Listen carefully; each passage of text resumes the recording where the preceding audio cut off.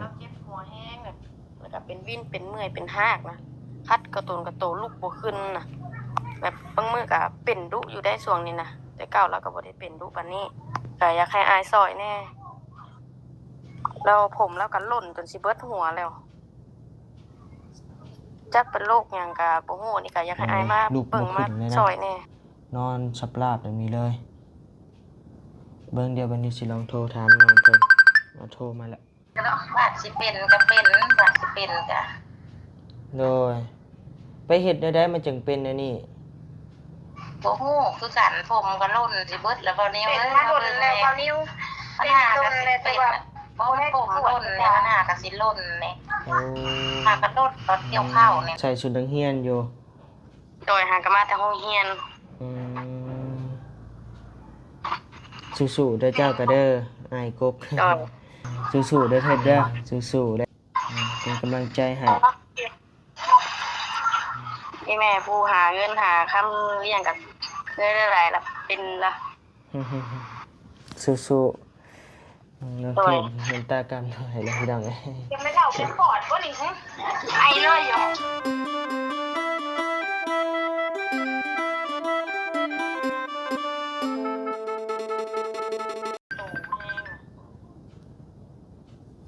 แม่เจ็บหัวแห้งแล้วก็วินหัวหากแล้วก็เจ็บหัวแบบคือแบบเจ็บแห้งแล้วก็ลุกบ่ได้คัดกระโตแห้งน่ะเอาแล้วพี่น้องเอ้ยเนาะเปิดคลิปเปิดภาพมาช่วงเช้าเด้อพี่น้องเด้อน้องก็มีเรื่องบ่ค่อยดีเข้ามาปานใดนะพี่น้องเนาะเปิดคลิปมันก็อยู่ห้องอยู่หอเด้อพี่น้องเด้อเนาะอยู่ห้องนอนบานิวกำลังสิไปอาบน้ำพี่น้องเอ้ยกำลังเตรียมเพสิไปอาบน้ำเนาะว่าสิเดินทางขึ้นไปทางพะลานว่าซั่นเนาะไปเวียกหน่อยนึงเพราะว่าทางบ่ยาวหาพี่น้องเอ้ยหาให้พาไปเวียกน้อยนึงว่าซั่นเนาะก็ติดงานทางพะลานนี่มื้อนี้ก็ได้พอดีทางน้องเทพนะพี่น้องเนาะทักหาบานิวว่าซั่นประมาณนี้แหละพี่น้องเอ้ยส่งมาใหม่เราเจ็บหัวแห้งแบบแล้วก็เป็นวินเป็นเมื่อยเป็นหากนะคัดกระโตลูกบ่ขึ้นนะแบบบางมื้อก็เป็นดุอยู่ได้ช่วงนี้นะแต่เก่าเราก็บ่ได้เป็นดุปานนี้ก็อยากให้อายซอยแน่แล้วผมแล้วก็หล่นจนสิเบิดหัวแล้วจักเป็นโรคหยังก็บ่ฮู้นี่ก็อยากให้อายมาเบิ่งมาซอยแน่โอ้ดิพี่น้องเอ้ยจากผมมันยาวๆเหลือแต่เท่านี้พี่น้องเอ้ยพอโตมันเป็นสไตล์แต่มะเร็งบ่เนาะพี่น้องเนาะพาโตนี่เด้พี่น้องเอ้ยลูกบ่ขึ้นเลยนะนอนสับลาบแบบนี้เลยเบิ่งเดี๋ยววันนี้สิลองโทรถามน้องเพิ่นโทรมาแล้ว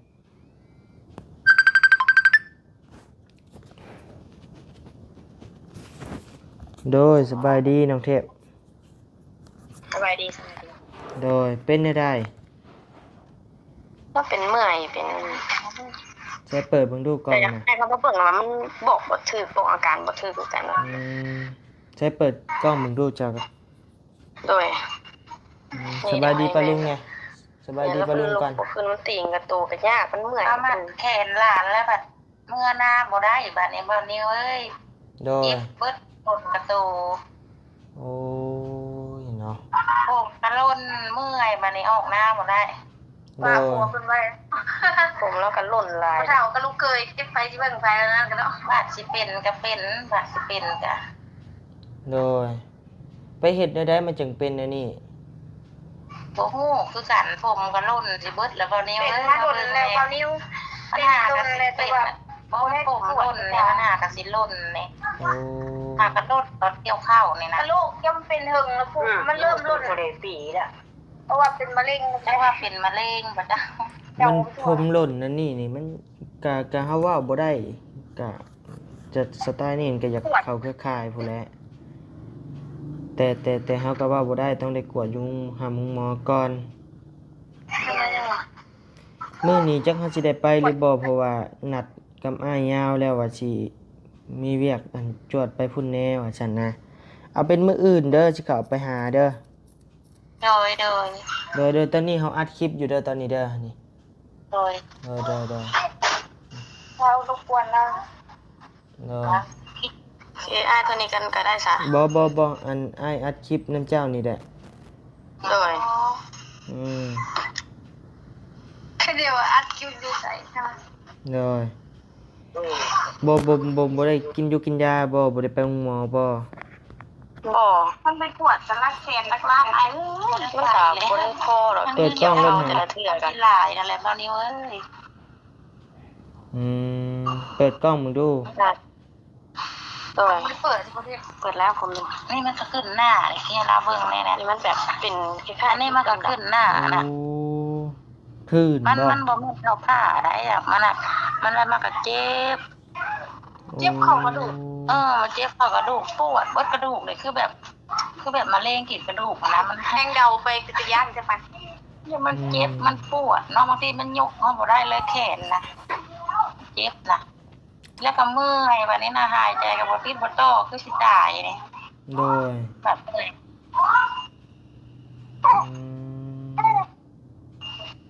ในหัวแล้วกินมาให้เราเบิ่งสิหล่นนั่นเลยเนาะผมก็ได้หล่นนี่มันสิหล่นอย่างน้องล่ะผู้จนว่าเป็นแบบนี้พี่น้องเลย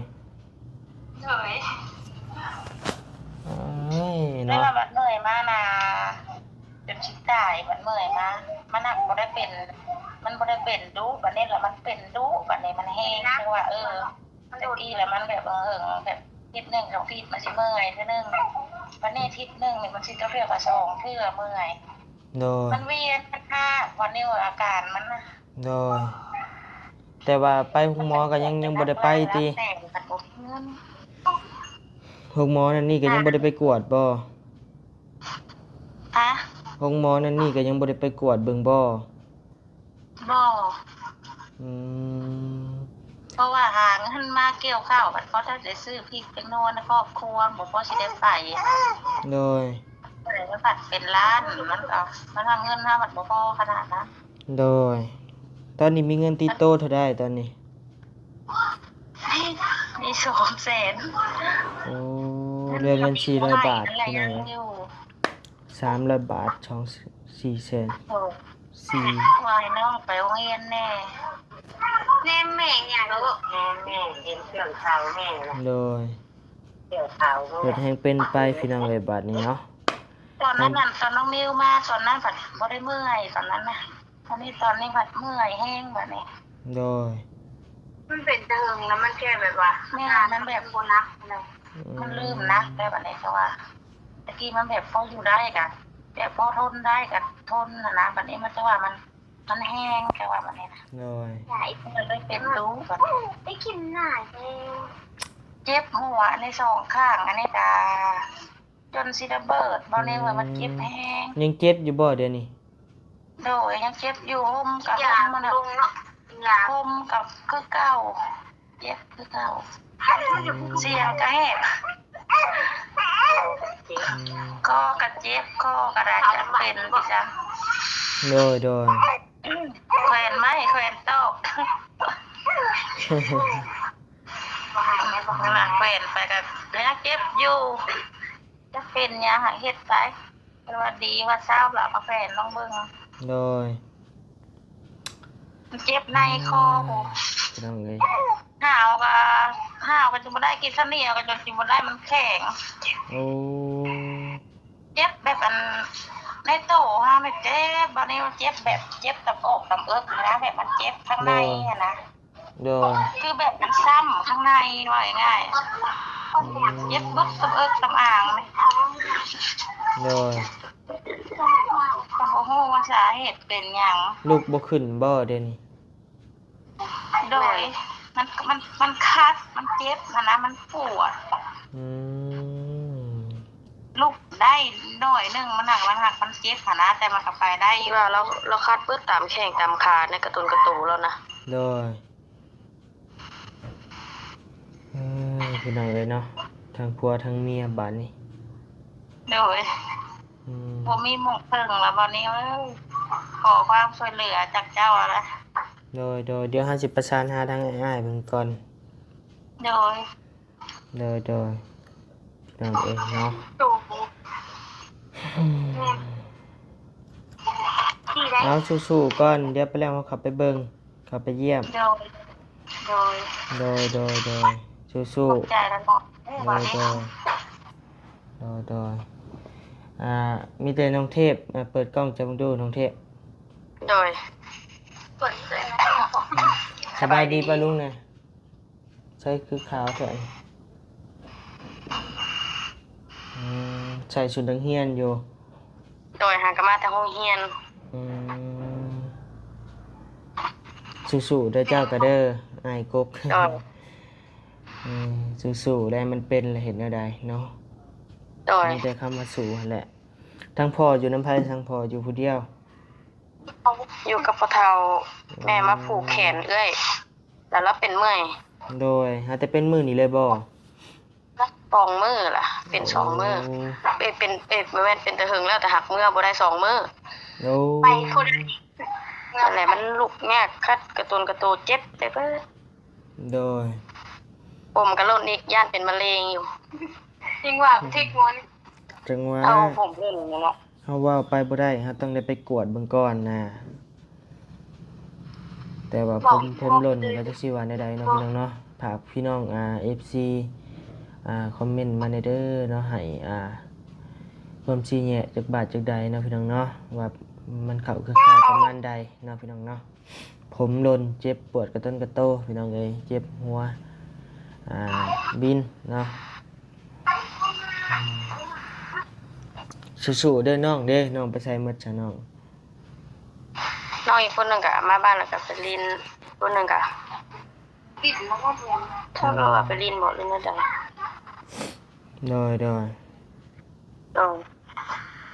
ไปแล้วไอ้เขาไปเยี่ยมโดยข้าวน้ำได้มีอยู่บ่ได้กินอยู่บ่ของอยู่ของกินจะได้อยู่โอเคพี่น้องเอ้ยเนาะเกิดมาชาติเดียวกับโพดโพเนาะมาดูมีตัวอยู่ทั้งผัวทั้งเมียทั้งแม่นคือกันกระเดาะเนาะสู้ๆเด้อเถิดเด้อเป็นกำลังใจให้นี่แม่ผู้หาเงินหาคำเลี้ยงกับเงินอะไรล่ะเป็นล่ะสู้ๆน้องเก็บเห็นตากรรมเท่าไหร่แล้วพี่น้องเอ้ยยังไม่เล่าเป็นปอดก็นี่ไอเลยอยู่สู้ๆห้ามสู้ๆเดี๋ยวได้มันเป็นแหละแล้วไอ้ขับไปเยี่ยม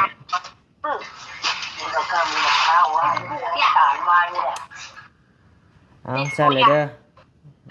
โดยแล้วไอ้ขับไปเยี่ยมสู้ๆโดยได้ดีต้องมาให้เช็คโอเคท่านี้ก็ได้ละอายาละวาลูกพี่น้องเอ้ยผู้บวมได้กระโตละบวมขึ้นพี่น้องเอ้ยใช่เนี่ยเบิ่งหน้าแล้วนี่บวมขึ้นละไข่บวมขึ้นมันกระต้นกระโตพี่น้องเอ้ยนะผมกะหมดแหละชิหมดหัวเลย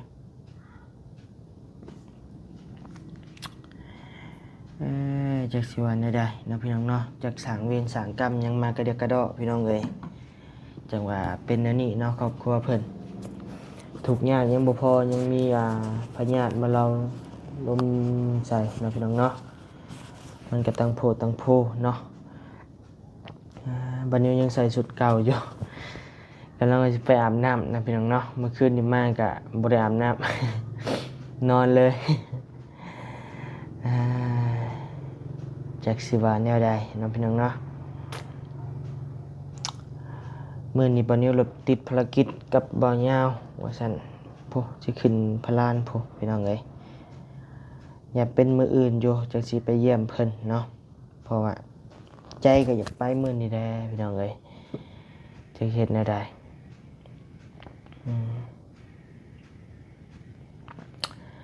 เอาจังใดกะพี่น้องเอ้ยฝากพ่อแม่พี่น้องติดตามชมไปนำกันเด้อพี่น้องเด้อเนาะมันกะปัญหารวมล่มพี่น้องเอ้ย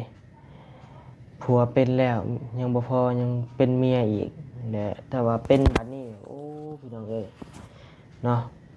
บ่ว่าแต่หยังเลยพี่น้องเอ้ยเพราะว่าเมียเรานี่เป็นผู้หาเงินนะมาเลี้ยงครอบเลี้ยงครัวเนาะคะแนนว่าเราเป็นหยังไปกะโอ้พี่น้องเอ้ยน้องเทพน้องเทพน้องไทย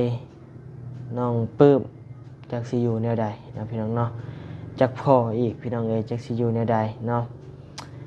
พ่อก็เป็นพิการแม่ก็ยังสิมีพยาธิมาลุมตบลุมตอมอยู่พี่น้องเอ้ยจักสิว่าแนวใดเนาะวันนี้ก็ซอยยังบ่ได้หลายเนาะซอยมีแต่ซอยให้กำลังใจให้น้องเพิ่นสู้ๆเนาะเมื่อกี้นี้เว้ามากะน้ำตาน้องเพิ่นกำหน่อยแล้วเนาะที่ว่ามีแต่แม่นะเพิ่นหาเงินเลี้ยงครอบเลี้ยงครัวพี่น้องเอ้ยเนาะจักสิว่าแนวใดเครียดไปตามๆกันเลยบ่นิวก็ได้เนาะถึงที่บ่แม่นครอบครัวบ่นิวก็ตามเนาะแต่ว่าเครียดเลยเพราะว่าน้องเทพก็เคยอยู่ใกล้กันรู้จักกันกันมาพี่น้องเอ้ยบ่นิวก็ได้เนาะเข้าใจความรู้สึกน้องเพิ่นอยู่อายุส่ำนั้นเนาะพ่อก็เป็นแนวนั้นแม่ก็เป็นแนวนี้พี่น้องเอ้ยจักสิว่าแนวใดเนาะบ่นิวก็เว้าบ่ออกเว้าบ่เป็นเนาะเดี๋ยวปรึกษากับทางอ้ายก่อนบางเทื่อก็สิแล่นไปหาน้องเทพก่อนบางเทื่อก็จักพังเบิ่งนะพี่น้องเนาะเดี๋ยวปรึกษากับทางอ้ายก่อนสิเฮ็ดแนวใดไปแนวใดนะพี่น้องเนาะมื้อน่ะก็ทางแม่น้องเทพนี่ก็เป็นคนแบบใจดีอยู่ได้พี่น้องเอ้ยเนาะมื้อน่ะก็บัดนี้ไปก็อยากเอาข้าวเอาน้ำให้บัดนี้ก็บ่ได้เอาดอกเนาะมื้อน่ะแต่ว่าเพิ่นขอความช่วยเหลือมามื้อนี้บัดนี้ก็ต้องได้ไปนะพี่น้องเนาะต้องได้ไปเยี่ยมไปยามเพิ่นเนาะเพราะว่าเพิ่นก็เป็นผู้มีน้ำใจคือกันนะพี่น้องเนาะเดี๋ยวบัดนี้สิโทรปรึกษาทางไอ้เตียงก่อนเนาะปรึกษาทางไอ้เตียงไอ้ลีไอ้ยาวเบิ่งก่อนนะพี่น้องเนาะสิว่าจังใดไปจังใดเนาะเพราะว่ามื้อนี้ก็ทางไอ้เตียงก็สิเดินทางขึ้นเหนือว่าซั่นเนาะจักสิว่าแนวใดพี่น้องเอ้ยถ้าว่าลำพังบัดนี้สิให้เขาไปช่วยเหลือหรือว่านั่นนี่ก็บัดนี้ก็ช่วยยังบ่ได้หลายนะบัดนี้ต้องได้ปรึกษาทางอ้ายๆเพิ่นเนาะเพราะว่าบัดนี้ก็ยังคือพี่น้องฮู้หั่นแหละเนาะช่วยได้แต่เล็กน้อยเพราะว่ามันเป็นเร่งด่วนอยู่พี่น้องเอ้ยอันนี้ก็ได้เนาะเอาซั่นเลยเด้อพี่น้องเด้อเนาะทางบัดนี้ก็สิไปหาอาบน้ำอาบในก่อนเนาะแล้วก็สิพักเบิ่งสิไปทางใดเนาะพี่น้องเนาะเดี๋ยวปรึกษาทางอ้ายก่อนเนาะฝากพ่อแม่พี่น้องเป็นกำลังใจให้น้องเทพหน่อยเด้อพี่น้องเด้อเนาะน้องเทพกับแม่เพิ่นกับครอบครัวเพิ่นนั่นแหละเนาะพี่น้องเนาะฝากพ่อแม่ FC เป็นกำลังใจให้เด้อพี่น้องเด้อเนาะมันเป็นจุดต่ำที่สุดของคนคนหนึ่งเนาะมันเป็นแบบนี้แล้วมันถือว่าบ่มีหยังช่วยได้นอกจากกำลังใจพี่น้องเอ้ยแล้วก็นี่แหละพี่น้องเอ้ยฝากพ่อแม่พี่น้องนี่เด้อเนาะโดยเอาบัดนี้ไปหาอาบน้ำอาบในก่อนปรึกษาทางง่ายๆก่อนสิเฮ็ดแนวใดไปแนวใดพี่น้องเอ้ยเนาะโดยสบายดีเด้อพ่อแม่พี่น้องหมดทุกคนบัดนี้ก็บ่มีคำว่าหยังหลายนอกจากคำอวยพรม่วนๆเนาะขอให้พ่อแม่พี่น้อง FC ทุกท่านผู้ใหญ่ใจดีทุกท่านให้เพิ่นอยู่ดีมีแรงเด้อคนเจ็บบ่ให้ได้ความไข้บ่ให้มีปรารถนาสิ่งใดขอให้ได้สิ่งนั้นสมความมุ่งมั่นปรารถนาอย่าเจ็บอย่าจนร่ำรวยๆเด้อสุขภาพเข้มแข็งอยู่ดีมีแรงเนาะโดยสบายดีสาธุ